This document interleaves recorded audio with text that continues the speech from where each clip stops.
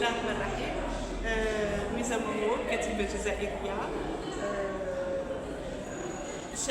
شاركت في معرض الذي أقامته جمعية تركيا الشباب في مدينة بازل، اللي أقامته بالتنسيق مع دار الشباب في مدينة القليعة. بالمناسبة نشكرهم على هذه الدعوة الكريمة. شاركت بكتبي اللي ثلاث، اللي هي عبارة عن روايتين ومجموعة قصصية نحكي عليهم بالترتيب. الرواية الأولى هي عبارة عن رواية اجتماعية نفسية، أثر تهميش اللي تعاني منه المرأة الجزائرية، خاصة لما ما تلقاش الدعم في المجتمع. تعاني من مشاكلها وتضطر إلى طلب مساعدة من أخصائي نفسي وحتى تتجاوز المحنة. الرواية الثانية هي عبارة عن بعنوان بكاء العنادل، صدرت سنة 2024 عن دار الخيال.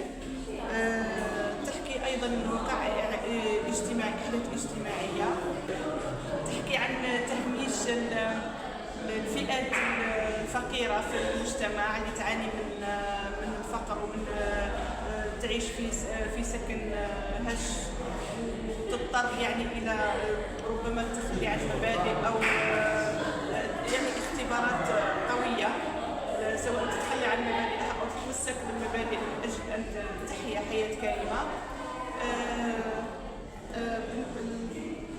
الإصدار الثالث هو عبارة عن مجموعة قصصية، صدرت في أواخر سنة 2025 وشاركت في معرض الكتاب بالمناسبة، معرض دولي الكتاب.